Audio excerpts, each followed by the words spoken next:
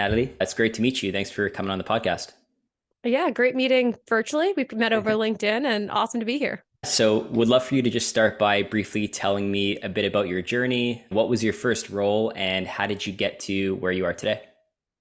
So my first role was actually a growth hacking intern back when growth hacking was all the rage. Now it feels a little bit like an unsaid word, like no one likes to use growth hacking anymore. And basically it was like a digital marketing internship, all about ads, SEO, just how do we optimize our website, landing pages, get more leads in. It was a PLG company, so all about just like getting more free trial signups. So from there, really, and this is going to be a theme throughout this entire podcast, but kind of just kept doing things for the sake of someone needed to do it. I'd love to say I had this long strategic vision to get where I am today, but it more was just like, oh, we need someone to help out with this. Natalie, can you learn this? And oh, we need someone to now do operations. Natalie, can you learn that? So really just every step of the way, sort of filling gaps. And I'm someone who really loves trying new things. I get kind of bored from doing the same thing. So getting excited about new challenges. And so we're Nice. just making my way up to eventually where I am now. Tell me about your current role. You're the head of growth and operations at Novatic. Why don't you tell me a bit about what you do and what Novatic does?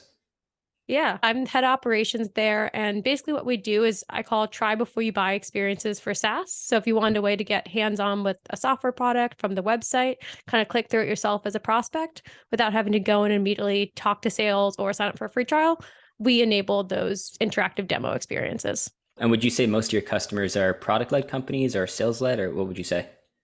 We've actually run the data on this and it's pretty 50-50. So it might be sales led companies who want to take that first step into PLG, but don't Yeah. have the engineering resources to do so, or maybe aren't ready for a full PLG motion. Funny story. One of my first roles was also in growth, and we are always trying to find like that growth hack, that one thing that's going to take us to like 10 million ARR. That thing never came, but we realized over time that it's probably a combination of a lot of things. I want to talk about your experience at Map My Customers. You earned 4 promotions in that time. You went from, you said, an intern all the way up to chief of staff. Would love to dive into what skills overall that you needed to make that jump from just an intern all the way up to chief of staff, and how did you acquire those skills? I touched on this a little bit, but I think the biggest skill, this is a cop out, is just learning new skills. So basically, just always being okay with trying something new and being able, kind of like self sufficient to learn on my own. One Right. example I remember was when I was early days in my growth hacking intern, we wanted to do this big PR campaign because we just raised a round. And my founder said to me, okay, so you know how to like do PR, right? I had no Mm-hmm. idea. I'd never done PR before. I was a marketing at that time. It's like just right out of college, learned some marketing skills, but there's pressure. Obviously, he was there to help, but it was just very much we trust you, we believe in you, and we think you can go out and do it. A lot of that skill is just Googling. I guess Googling was the biggest skill, learning these things on my own. At My Customers, correct me if I'm wrong, I think you moved from marketing director to chief of staff. Why did you take on that role that maybe wasn't so marketing related anymore? And did you feel like that was going to take away from your current track at all? So to start by answering kind of your last question about current Mhm. track, it's funny. I've never been someone with a track. I always kind of believe of where life takes you. I have ultimate goals, so I was never really worried about it taking away. Cool. How I got there was just I was already doing a lot of operational work. I got very heavily involved with sales ops because again, it was sort of like we just needed someone to fill that gap. I've been doing marketing for a while and just was always intrigued by how can I get closer connected to sales and helping enable them. So I was already doing a lot of sales operations. And then I started just plugging into more operations. I was working on the financial model. I was modeling out different, hypotheses for a company. And I just remember one day I sat down with my founder and said, I'm doing a lot of stuff that isn't marketing. Mhm. I don't care too much about the title, but I do want to have something that accurately reflects what I'm doing. And we kind of workshop together what that would be and ultimately came on chief of staff because it also let me really be involved with different parts of the business and really get to try out some new skills in some areas to see what I did ultimately like best. I want to talk about strategy for a sec. You went from a company where you started as an intern, worked your way up, and you kind of already, knew the company very deeply. I would love to chat about kind of what your first 90 days was in this new company as, a leader and somebody that is supposed to be the head of growth and operations. Yeah, so I'd say the way I approach a new company is first 30 days. One is all about learning and knocking off some low-hanging fruit.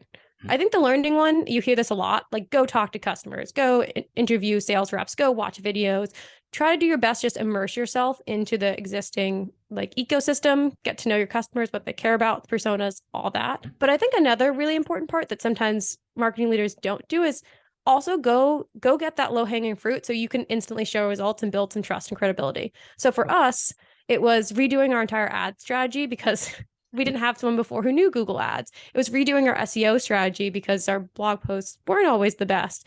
Just tackling those things I had experience with and know I could knock off quickly to show, yes, I'm doing the learning and growing, but also look, I'm showing real results. And how about building relationships in your first 90 days? What kind of things were you doing to build relationships with sales, product, other people in the marketing organization? So we're lucky, we're still a smaller company. So I think this Nice. wasn't as hard. One thing I've always loved that I did at my past company too is just weekly one-on-ones. It sounds obvious, but you have a big Notion doc throughout the week. You put anything you want to talk about in that Notion doc. The weekly one-on-one comes, and it's just a time to really catch up, knock all those things off, but also make sure you leave some time with like getting to know the people, getting to understand what they care about, their strategic, initiatives, just making sure it's not just all tactical things. So, what would you say were your biggest challenges, when transitioning to a leadership role, and how did you get around those challenges? I think a few different things. One would be as an IC, you're very tactical. So I was really good, as I mentioned, on executing, learning new skills, but sometimes wasn't always as good as taking a step back and understanding the strategic reason of why are we doing this over this? Or, does this really resonate with our persona? Like really, again, doing that deep learning of the customer and who we're going after. So kind of taking some time to understand, how to move from a tactical to a more strategic mindset and learning how to prioritize my time. Like when you're an IC, I think you're like, yes, I'm just going to do everything. I'm going to knock it all off and want to make my boss happy. And then when you become a little more leadership of a role, you have to think like, am I really the best person to be doing this task? Like this is probably something that I could delegate out to. I want to talk about mentorship. Have you leaned on mentorship to learn some of those new skills for leadership and bridge those gaps? And then how important have you found it for just overall career growth? Yeah, I've always been a small marketing team and I've always reported into the CEO. So I've never really had like a marketing boss I could report into. So mentorship has been absolutely vital. For one, the hardest part about being a solo marketer or a small team or not having necessarily a marketing leader you can ask your questions to is you just have no one to gut check you. So if you're running a new campaign, right? Like really tactical example, LinkedIn ads. If you didn't have someone to talk to and you got a 0.5% click-through rate on LinkedIn ads, you'd be like, oh my God, I'm a terrible marketer. But then you talk to anyone who's been there, done that before, and you realize, no, LinkedIn just has pretty low click-through rates. Obviously, we could do better. I'm not saying that's strive for 0.5, but it's things like that where just sometimes having someone to gut check, like, am I on the right path? Are these results normal? Am I doing well? Am I doing well, especially sometimes, is really helpful. So I find that's been the biggest use of mentors is also for strategy and learning, but really, if nothing else, just sometimes like I just need a gut check of like, am I doing what I'm supposed to? Are there things I'm missing? How about online communities or any marketing communities? What are some of the big ones you're part of, and how are you using that resource? Yeah, I'd say online communities is really how I've met all of my mentors these days and advisors. I mean, obviously LinkedIn like is a huge one. And as a B2B marketer, that's where we literally live. Yeah. Beyond that, I have a few very specific communities I love. I'll give shout outs to Pocus, M2, Demand Community. And then for me, again, like I said, I'm B2B marketer. We really focus on the tech space. While I love talking to other marketers, let's say in consumer for, having more brainstorming sessions are cool to learn from other industries, it's not as helpful if I have a really tactical question again on what click-through rate should I see on LinkedIn ads. Right. So I really love these communities because they're all kind of hyper-focused and it's people exactly like me, similar company sizes or stages. So when I go to them, it's also not like, I feel like sometimes you get advice from like an enterprise company and you're a startup and they're like, oh, well, just throw a user conference if you want more customer engagement. You're like, I don't have the budget for that. So it's also nice. You can kind of pick out people who have been in your stage, been in a similar situation before and get their advice. So switching gears a little bit, I want to talk about managing up and internal marketing. Let's start with managing up. I know you had already touched on this, but who do you report to? And then how do you keep them in the loop and ensure that they're confident that you know what you're doing? I report to, as I mentioned, CEO, always have. And I think going back to that, knock out the low-hanging fruit in your first 90 days, that was really important to make them feel confident in what I'm doing. So as fast as you can, getting those wins as a leader, makes them trust you more than when you do want to start pitching maybe those bigger brand ideas, or like we just launched a podcast a few months ago, things like that. If you haven't shown a track of success before, might get them thinking like, do we really want to be spending our budget there? Is that the most effective use of your time? So get those quick wins to begin with. And then internal marketing, we have those weekly meetings where I update head of sales, our CEO, any other stakeholders I need to on any marketing initiatives going on. And then we also have a weekly all hands where I report to the whole company about what we're doing, how we're doing, any big marketing initiatives coming up. Just circling back to managing up for a sec, how often are you sending a quick message to the CEO with results on something? Are you constantly kind of over communicating, or are you reserving it more for those one-on-ones that you have or those weekly meetups?